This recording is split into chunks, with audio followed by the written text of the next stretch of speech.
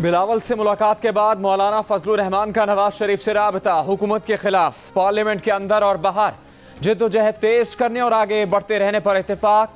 नवाज शरीफ ने यकीन दिलाया कि पीडीएम लॉन्ग मार्च पर जो भी फैसला करेगी साथ देंगे। दोनों रहनुमाओं के दरमियान पीडीएम के लाहौर में शेड्यूल जलसे को लॉन्ग मार्च की शक्ल देने पर भी तबादला ख्याल। ऑपोजिशन जमातों के इत्तेहाद पर इजहार इत्मीनान। मौलाना फजलुर रहमान ने कहा कि हुकूमत को मजीद वक्त देना आवाम और मुल्क से जुल्म होगा।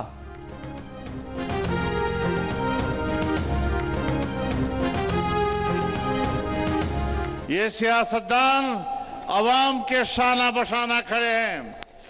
इस बुहरान में हमने कौम का साथ देना है। इस वक्त पीडीएम पाकिस्तान की बका की जंग लड़ रही है, मुल्क की बका की जंग लड़ रही है और इंशाअल्लाह अज़ीज इस जंग में हम जीतेंगे।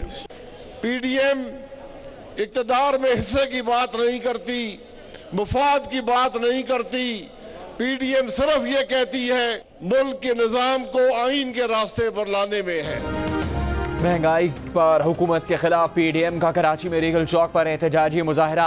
पीडीएम के सरबराह मौलाना फजलुर रहमान ने कहा कि जो हुक्मरान कौम की रुसवाई का सबब बनते हैं उन्हें हुक्मरानी का कोई हक नहीं। हुक्मरानों के हाथों आवाम की रुसवाई हो रही है।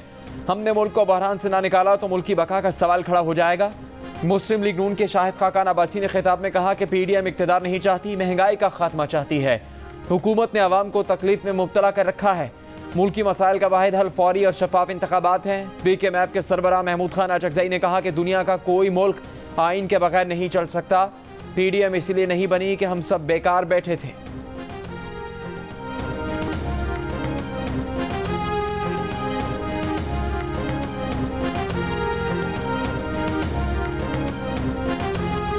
ऑपोजिशन ने जल्द से देर से शुरू किए। धरना देने का असल वक्त तब था जब फजलुर रहमान पहली बार इस्लामाबाद आए थे। शेख रशीद अहमद का बयान, मगर फजलुर रहमान के धरने के वक्त उन्होंने कहा था कि मौलाना के आगे कुआं और पीछे खाई है। शेख रशीद ने कहा कि TLP से जो मामला तय हुए हैं वो हफ्ते 10 दिन में सामने आ जाएंगे।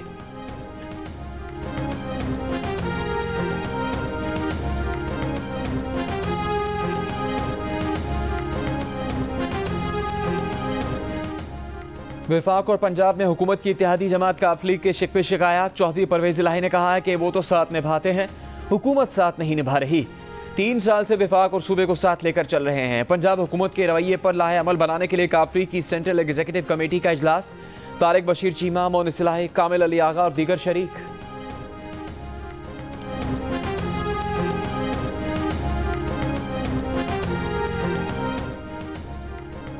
पंजाब हुकूमत का फेडरल रिव्यू बोर्ड से TLP के सरबराह साद रिजवी की नजरबंदी में तौसीह का रेफरेंस वापस लेने का फैसला।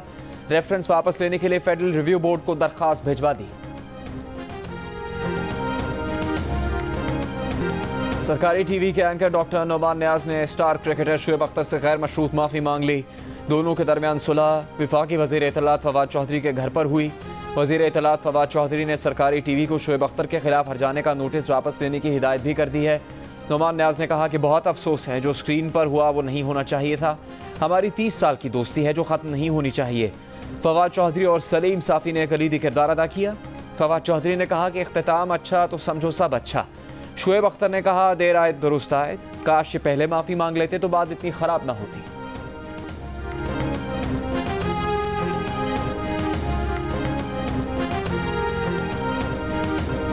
सिंध हुकूमत का सूबे में 5000 स्कूल्स खत्म करने का ऐलान। वजीर तालीम सरदार शाह ने कहा कि स्कूल्स की तादाद कम करके सहूलियात बढ़ानी है।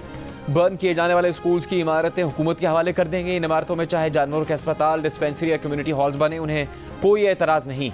ये भी कहा कि 50,000 असातिज़ा की भर्ती के बाद असातिज़ा की कमी पूरी हो जाएगी।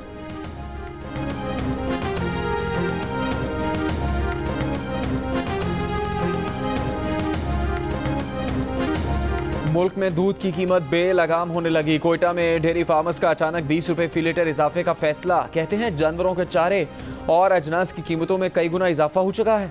कोयटा में 1 लीटर दूध 140 रुपये में फरोख्त करने का ऐलान। जिले इंतजामिया की तंबीह, सरकारी निर्ख की खिलाफ वर्जी पर कार्रवाई का ऐलान।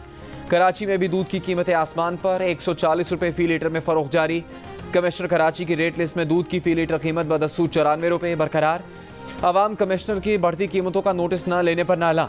इदारा शुमारियात के मुताबिक मुल्क में रवा हफ्ते 30 अशिया की कीमतें बढ़ी। टमाटर, घी, आलू, प्याज, अंडे, बिजली, LPG और मटन महंगा हुआ। चीनी की फी किलो कीमत औसतन 10 रुपये 29 पैसे कम हुई।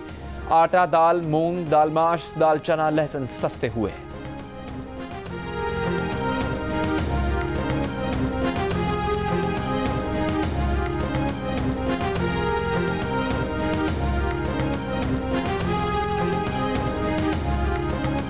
LNG के 14 कार्गोज का इंतजाम करने में हुकूमत नाकाम। वजीर तवानाई हम्माद अजहर ने कहा कि वो तो 12 कार्गोज ही ला सकते हैं। 3 बरस में ना नया LNG टर्मिनल लगा, ना पाइपलाइन बिछ सकी, मगर हर साल हर नया वजीर और मुशीर नया टर्मिनल लगाने के लिए वही दावे दोहराता रहा। LNG कार्गोज की खरीदारी में हुकूमती गफलत के बाइस अवाम गैस का बहरान बर्दाश्त करने पर मजबूर। हुकूमत का कहना है कि सुबह, दोपहर और रात का खाना बनाने के लिए गैस मिलेगी। 4 बरसों में शदीद गैस बहरान में हुकूमती वज़रा के बयानात। प्रोग्राम आज शाहजेब खानजादा के साथ में हकायक सामने आ गए।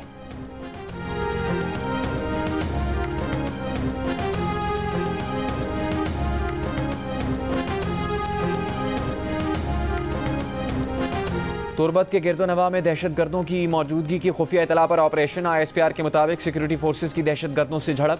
दहशतगर्दों को भारी नुकसान उठाना पड़ा। दहशतगर्दों से फायरिंग के तबादले में 2 सिपाही रमजान और लांस नाइक लियाकत इकबाल शहीद। एक और वाक़े में रास्ते पर दहशतगर्दों का लगाया बम नाकारा बनाते हुए सिपाही इनामुल्लाह भी शहीद।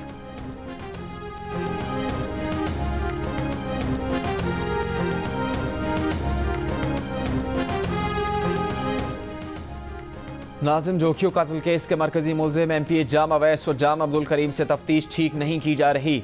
उनसे मेहमान खुसूसी जैसा बर्ताव हो रहा है। नाजिम जोखियों कत्ल केस की अब तक की तहकीकात पर वरसा का अदम इत्मीनान। GIT बनाने के लिए IG सिंध को दरख्वास्त लिख दी। मुद्दई मुकदमा अफजल जोखियों ने दरख्वास्त में मौक़िफ़ अपनाया कि GIT में रेंजर्स और हसास इदारों के अफसरान को शामिल किया जाए। मुकदमे में दहशतगर्दी की दफ़ात शामिल की जाए।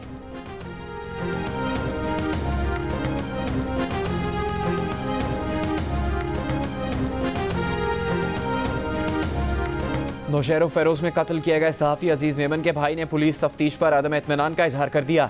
हफीज़ मेमन का कहना है कि पुलिस ने चालान में केस किया, हम शवाहिद शामिल ही नहीं किए। मकतूल अजीज़ मेमन ने जिन अफराद से खतरात का इजहार किया वो चालान का हिस्सा नहीं। गिरफ्तार मुलजिम जुल्फ़िकार सहतो ने दौरान तफ्तीश जिसका नाम लिया वो भी चालान में शामिल नहीं। मरकजी मुलजिमान मुश्ताक सहतो और अफशाद सहतो अब तक गिरफ्तार नहीं हुए। सहाफ़ी अजीज़ मेमन की लाश 16 दिसंबर 2020 को नहर से मिली थी।